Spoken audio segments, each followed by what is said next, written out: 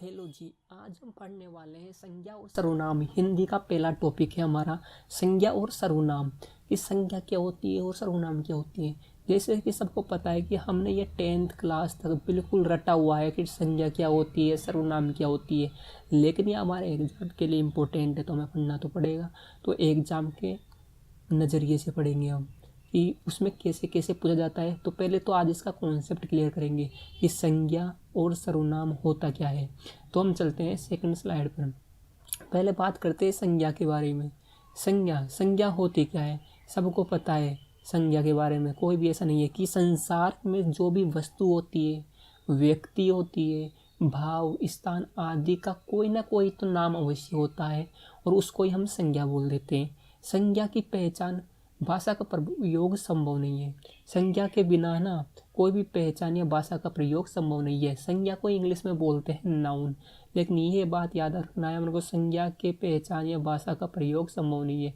हम ये नहीं पहचान सकते कि जो हमारा यूज हो रहा है, जैसे कि लैपटॉप है, तो ये लैपटॉप है, तो लैपटॉप है क्या, ये इसका हमें पता चला है संज्ञा के नाम से कि ये भाई साहब लैपटॉप है। जैसे कि अब संज्ञा की महत्वपूर्ण परिभाषा है।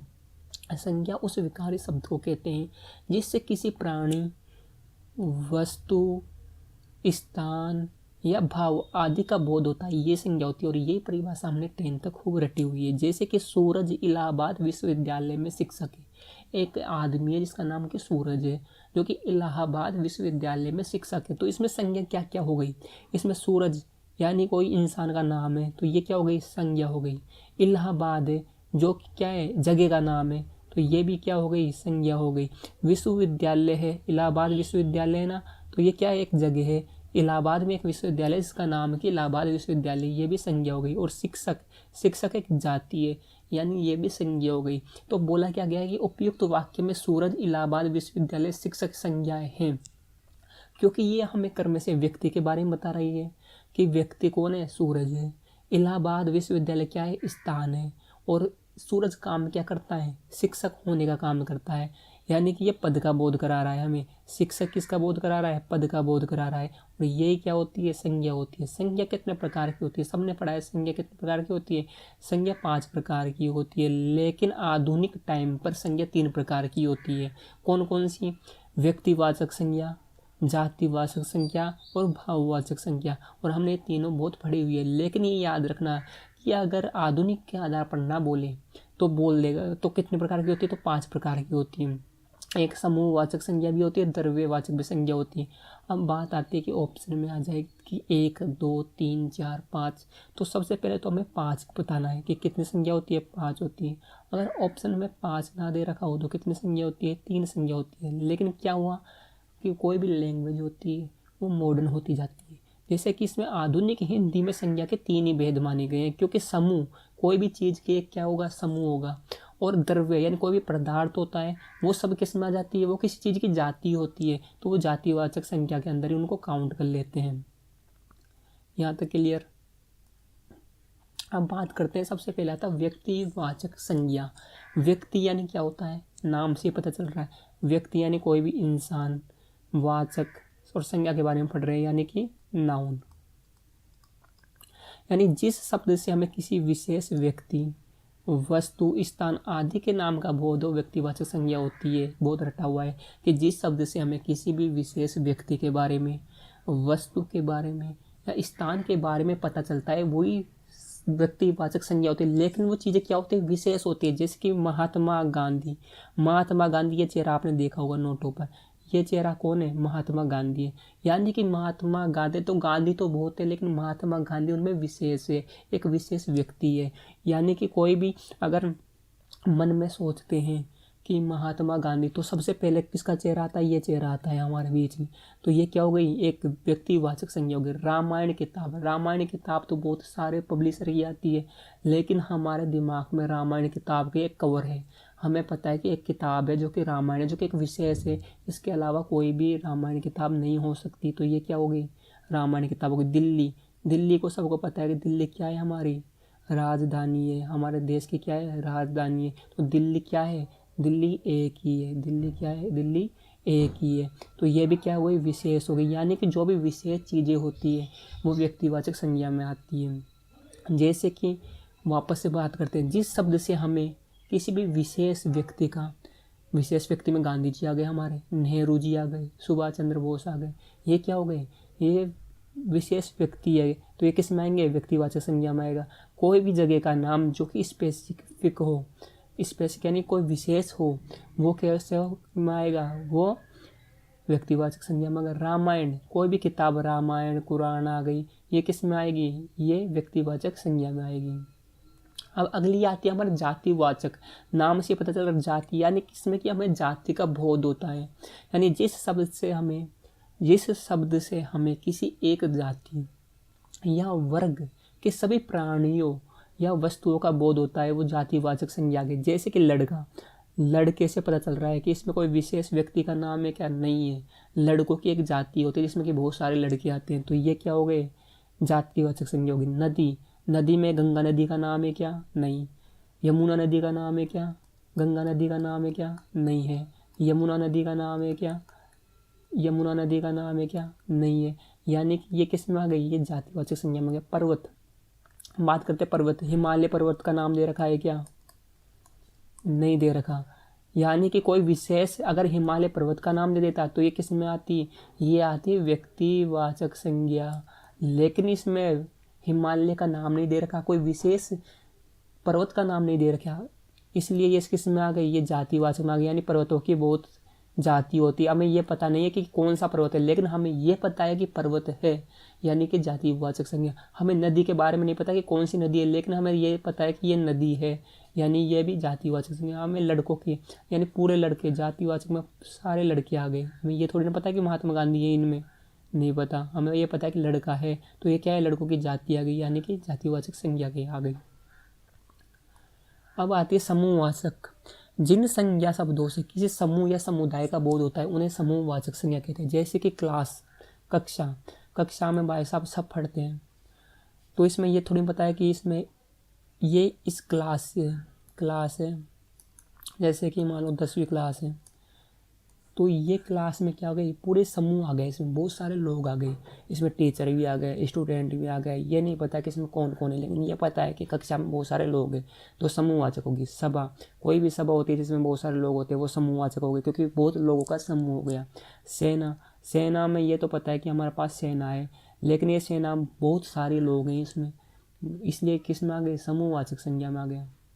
समझाने के हिसाब से बता रहा हूँ मैं। जैसे कि पुलिस है, पुलिस के नाम से पता चल गया पुलिस है, तो भाई साहब एक समूह है जिसमें कि बहुत सारी पुलिस है, यहाँ पर हर तरह की पुलिस आ गई, इसमें एक किसी एक पुलिस की बात नहीं हो रही, इसलिए ये आ गए समूहवाचक संज्ञा में। पुलिस में क्या आ गई, ये सब देख रहा है, ये तुम्हें पता है कि कौन सी पुलिस है, ये नहीं पता, लेकिन ये पता है कि ये पुलिस है, ये पुलिसों का पूरा समूह है, तो ये किस में आ गई, समूहवाचक संज्ञा में आ गई। अब बात करते हैं द्रव्यवाचक संज्ञा।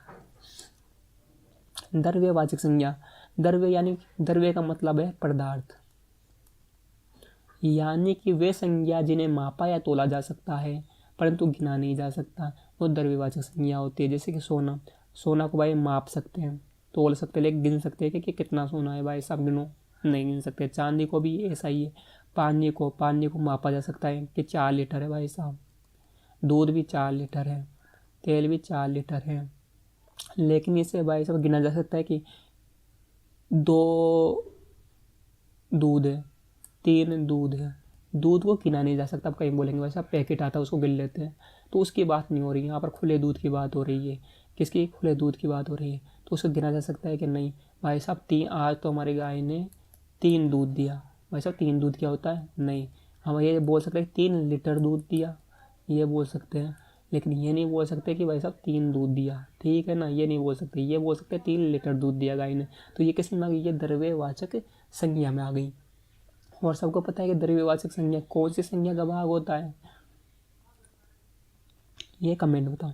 अब आती है भाववाचक संज्ञा, जिसमें कि हमें किसी के भाव का बात हो रही हो, इमोशन के बारे में पता चल रहा हो, वो भावना व्यक्त हो रही हो, वही होती है भाववाचक संज्ञा। जैसे कि जिन शब्दों से हमें किसी प्राणी, पदार्थ के गुण, भाव, अवस्था आदि का बोध होता है, वही भाववाचक संज्ञा होती है। यानी प्यार, प्यार को तोला जा सकता है या नहीं, प्यार को मापा जा सकता है क्या, नहीं, लेकिन हमें पता है कि प्यार प्यार होता है, यानी किस मांगे, भाववाचक संज्ञा। गुस्सा, गुस्सा 3 किलो गुस्सा आ रहा है, 3 लीटर गुस्सा आ रहा है, नहीं, 3 ग्राम गुस्सा आ रहा है, नहीं, लेकिन ये पता है कि गुस्सा आ रहा है, यानी ये भी क्या हो गया, ये भी भाव है, हमारी भावना व्यक्त कर रहा है।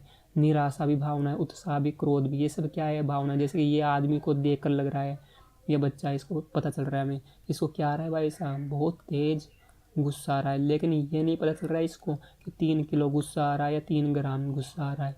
ये पता चल रहा है कि नहीं, हमें ये पता चल रहा है कि इसकी सकल हाव भाव को देख कर कि इसको गुस्सा आ रहा है। तो ये क्या हो गई, ये भाववाचक संज्ञा के अंदर आ गया।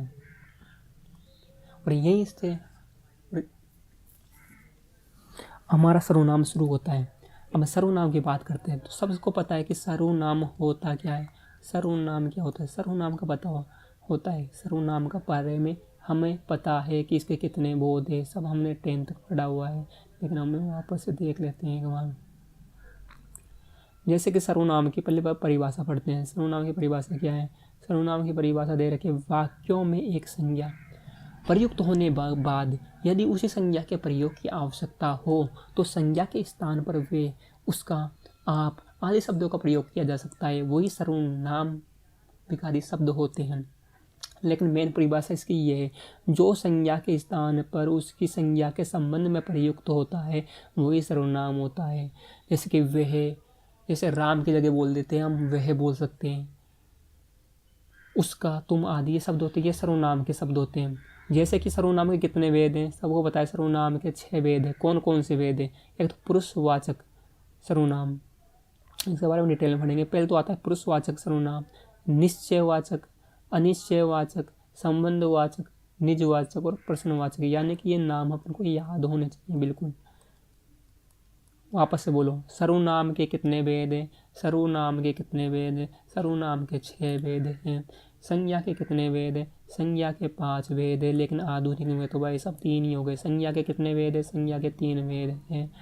सर्वनाम के कितने वेद हैं, सर्वनाम के 6 वेद हैं। 6 वेद में कौन कौन सा, पुरुषवाचक सर्वनाम, निश्चयवाचक सर्वनाम, संबंधवाचक सर्वनाम, निजवाचक सर्वनाम, अनिश्चयवाचक सर्वनाम और प्रश्नवाचक सर्वनाम। सर्वनाम के कितने वेद हैं, 6 वेद हैं। पुरुषवाचक सर्वनाम, निश्चयवाचक सर्वनाम, संबंधवाचक सर्वनाम, निजवाचक सर्वनाम, अनिश्चयवाचक सर्वनाम और प्रश्नवाचक सर्वनाम। तो अब पहला है अपना पुरुषवाचक सर्वनाम। पुरुषवाचक सर्वनाम क्या होता है, जिस सर्वनाम का प्रयोग वक्ता या लेखक द्वारा स्वयं के लिए किया जाए या अन्य व्यक्ति के लिए किया जाए वही पुरुषवाचक, यानी पुरुषों के बारे में बताया जाए, यानी इसमें स्त्री के बारे में बता सकते हैं। जैसे कि इसके मुख्य नाम है जिसके मैं, तुम, ये, वे आदि ऐसे शब्द दिख जाए ना तो वहाँ समझ लेना कौन सा सर्वनाम है, पुरुषवाचक। जैसे कि मैं कल दिल्ली जाऊँगा, कौन जाएगा दिल्ली, मैं जाऊँगा, तो ये कौन से सर्वनाम में आ गया, पुरुषवाचक सर्वनाम में आ गया। तुम एक बहादुर लड़के हो, तो इसमें तुम कौन हो भाई साहब, बहादुर लड़के हो, तो ये भी किस में आ गया, पुरुषवाचक सर्वनाम में आ गया। तुम एक बहादुर लड़के हो, तुम कैसे लड़के हो, बहादुर लड़के हो, तो कौन हो, तुम हो, कौन से लड़के, बहादुर लड़के, तो ये किस में आ गया, पुरुषवाचक सर्वनाम में आ गया। मैं कल दिल्ली जाऊँगा, तो मैं कौन हूँ, मैं हूँ, मैं कहाँ जाऊँगा, दिल्ली जाऊँगा, मैं जाऊँगा ना, तो मैं क्या है, एक पुरुषवाचक सर्वनाम है। पुरुषवाचक सर्वनाम के भी 3 भेद होते हैं, उत्तम पुरुष, मध्य पुरुष और अन्य पुरुष। 3 भेद कौन कौन से होते हैं, पुरुषवाचक सर्वनाम के 3 भेद होते हैं, एक तो उत्तम पुरुष, मध्यम पुरुष और अन्य पुरुष। उत्तम पुरुष क्या होता है, जिस सर्वनाम का प्रयोग वक्ता स्वयं के बारे में बताने के लिए किया तो वो तो उत्तम आदमी होता है, तो वो उत्तम पुरुष होता है। जैसे कि मैं, मेरे अपने बारे में बता रहा हूँ, हम यानी मैं अपने ग्रुप के बारे में या हमारे बारे में बता रहा हूँ। अब मध्य पुरुष कौन सा होता है, जिस सर्वनाम का प्रयोग वक्ता सुनने वाले व्यक्ति के लिए करे कि भाई साहब तू सुन रहा है, तेरे को मैं बोल रहा हूँ, तो वो क्या हो गया, वो मध्यम पुरुष हो गया। जैसे कि तू क्या कर रहा है, तो तू, मैं सुनने वाले को बोल रहा हूँ कि तू क्या कर रहा है, तू क्या सुन रहा है, तो तू, तुम क्या सुन रहे हो, आप क्या सुन रहे हो, ये क्या हो गया, मध्यम पुरुष हो गया। अन्य पुरुष क्या होता है, जिस सर्वनाम का प्रयोग वक्ता किसी तीसरे व्यक्ति के बारे में बताने के लिए, कि तीसरे व्यक्ति के बारे में हम दोनों की बात हो रही है और मैं तीसरे व्यक्ति के बारे में तुमको बता रहा हूँ, वो क्या हो गया, वो हो गया अन्य पुरुष। अन्य यानी तीसरा, मध्य यानी सुनने वाला, उत्तम यानी कहने वाला, ऐसे याद कर सकते हैं। जैसे कि वे कल जयपुर आया था, वे कल जयपुर आया था। वे कल जयपुर आया था, किसकी बात हो रही है? अन्य की बात हो रही है। तो ये किस में गया? ये सीधा चल गया अन्य पुरुष में। वे कल जयपुर आया था या वे कल जयपुर आएगा, तो वे किस में बात हो रही है? ये बात हो रही है अन्य पुरुष में। अन्य पुरुष में कैसे कि वैसा तीसरे इंसान के बारे में बात हो रही है, ना तो मेरे बारे में बात हो रही है, ना मैं जिसको बोल रहा हूँ उसके बारे में बात हो रही है, लेकिन किस तीसरे पर्सन के बारे में बात हो रही है, तीसरे इंसान के बारे में बात हो रही है। वही होता है पुरुषवाचक सर्वनाम। अब बात करते हैं निजवाचक सर्वनाम के बारे में, यानी जिन सर्वनाम शब्दों का प्रयोग व्यक्ति स्वयं के लिए करता है वही निजवाचक। निजी चीज यानी खुद की चीज, पर्सनल चीज, ऐसे याद कर सकते हैं इसमें। यानी जिन सर्वनाम शब्दों का प्रयोग वक्ता, वक्ता का मतलब होता है कहने वाला।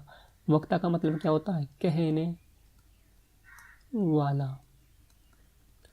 यानी कि जिन सर्वनाम शब्दों का प्रयोग वक्ता स्वयं या खुद के लिए करता है वो निजवाचक सर्वनाम होता है। जैसे कि आप, स्वयं, अपने, आप आदि, ये क्या है? इसके इनको प्रदर्शित करने के कुछ शब्द है। जैसे कि तुम्हें ये काम स्वयं करना चाहिए, स्वयं आ गया तो कौन सा हो गया? निजवाचक हो गया। मैं अपने आप से ही हिंदी सीख गया, मैं अपने आप से ही, अपने आप आ गया, यानी क्या हो गया? निजवाचक सर्वनाम हो गया। यानी मैं खुद के बारे में बात कर रहा हूँ ना, तुम ये काम स्वयं करना चाहिए, मैं तुम्हें तो बोल रहा हूँ, लेकिन किसके बारे में बात कर रहा हूँ? निजी के बारे में, निज के बारे में, निजी चीज़ के बारे में कि तुम्हें ये स्वयं करना चाहिए, तुम्हें ही करना चाहिए, स्वयं करना चाहिए।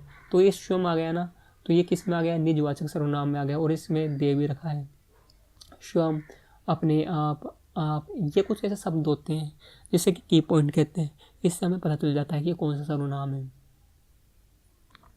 अब आता है निश्चयवाचक सर्वनाम। जिस सर्वनाम से वक्ता की किसी वस्तु का निश्चित बोध हो, चाहे वह वस्तु पास हो या दूर हो, वो निश्चयवाचक सर्वनाम कहलाता है। जैसे कि यह, वह, इसके की पॉइंट कौन है? यह और वे। वापस सुनो, जिस सर्वनाम से वक्ता की किसी वस्तु का निश्चित बोध हो, चाहे वे वस्तु पास हो या दूर हो, निश्चयवाचक सर्वनाम कहलाता है। जैसे कि उदाहरण में वे, ये पुस्तक है, वह अच्छी पुस्तक है, वह पेन मेरा है, ये किस में आ गया? ये निश्चय में आ गया, यानी कि वह अच्छी पुस्तक है। इसको देखते हैं, वे अच्छी पुस्तक है। पास की पुस्तक है ना, दूर की पुस्तक है, पता है क्या? नहीं पता, लेकिन यह पता है कि वह अच्छी पुस्तक है। वह पेन मेरा नहीं है, तो इसमें किसके बारे में बात किया जा रहा है? पेन के बारे में बात किया जा रहा है। यानी कि जिस सर्वनाम से व्यक्ता की किसी वस्तु का निश्चित बोध होता है, चाहे वे वस्तु पास हो या दूर हो, निश्चयवाचक सर्वनाम होता है। और वही परिभाषा यहाँ लग गई, वे पेन मेरा नहीं है। पेन के बारे में बात किया जा रहा है कि वो पेन है जो मेरा नहीं है, मेरे अलावा किसी का भी हो सकता है लेकिन मेरा नहीं है। तो ये किस में आ गया? ये बात डिफाइन है, बिल्कुल परफेक्ट है कि वो पेन मेरा तो नहीं है। तो ये किस में आ गया? ये निश्चयवाचक सर्वनाम में आ गया। अब अनिश्चयवाचक, जैसा कि नाम से स्पष्ट है, अनिश्चयवाचक सर्वनाम कि किसी वस्तु या व्यक्ति का निश्चित या स्पष्ट बोध न हो। जैसे कोई कुछ, ऐसा न हो कि कोई आ जाए, कोई आ जाए, तो ये आ भी सकता है कोई या नहीं भी आ सकता, तो कन्फ्यूजन में है, तो ये क्या होगा? अनिश्चयवाचक सर्वनाम। घी में कुछ मिला है, घी में कुछ मिला है, ये नहीं पता कि घी में तेल मिला है, पानी मिला है, लेकिन ये पता है कि घी में कुछ मिला है। कोई आ रहा है, लेकिन ये पता नहीं कि कौन आ रहा है, लेकिन ये पता है कि कोई तो है जो आ रहा है। ये पता नहीं है कि कोई आ रहा है वो है कौन, लेकिन कोई आ रहा है। ये क्या हो गया? कन्फ्यूज हो गए यहाँ पर। तो इसमें क्या हो गया? अनिश्चयवाचक सर्वनाम हो गया। अब अगला बात करते हैं संबंध। इसके बारे में संबंध की बात की जाए, जिस सर्वनाम से दो वस्तु या वस्तु के बीच आपस में संबंध हो, या व्यक्ति के बीच आपस में संबंध हो, या संबंध स्थापित प्रकट आराम से हो जाए, वही संबंधवाचक सर्वनाम होता है। नहीं समझ में? वापस सुनो, जिस सर्वनाम से दो व्यक्ति के बारे में, दो वस्तु के बीच परस्पर संबंध स्थापित प्रकट हो, उसे संबंधवाचक सर्वनाम कहते हैं। जैसे कि जो सो, जिसको उसको, जैसे कि जो बोओगे सो काटोगे। वह कौन है जो रो रहा है, वह कौन है जो रो रहा है। जो कल आएगा सो इनाम पाएगा, जो सो ये की पॉइंट है। जो बोओगे वो काटोगे, समझ बता रहा है कि जो बो रहा है वही कल तू काटेगा। वह कौन है जो आ रहा है, तो वह कौन है जो आ रहा है, तो वह कौन है जो आ रहा है। जो कल आएगा सो इनाम पाएगा, यानी कि जो कल आएगा वो इनाम पाएगा। यानी संबंध बता रहा है कि जो कल आएगा ना उसका संबंध किससे है, इनाम पाने से। वह कौन है जो रो रहा है, यानी कि वह जो रो रहा है वो कौन है, तो संबंध है आपस में। पहला जो वाक्य है उसका दूसरे वाक्य से संबंध मिल रहा है। जो कल आएगा सो इनाम पाएगा, जो बोओगे सो काटोगे, इनमें आपस में संबंध है, यानी कि ये संबंधवाचक सर्वनाम हो गए। इनमें आपस में क्या है, संबंध है। अब बात करते हैं अगले की। अगला आता है प्रश्नवाचक। प्रश्न नाम से पता चल रहा है प्रश्न करने के लिए जिन सर्वनाम का प्रयोग किया जाता है वही प्रश्नवाचक सर्वनाम कहलाते हैं। कौन, कोई भी किसी से भी कोई प्रश्न पूछते हैं तो क्या बोलते हैं, कौन, कहाँ, क्या।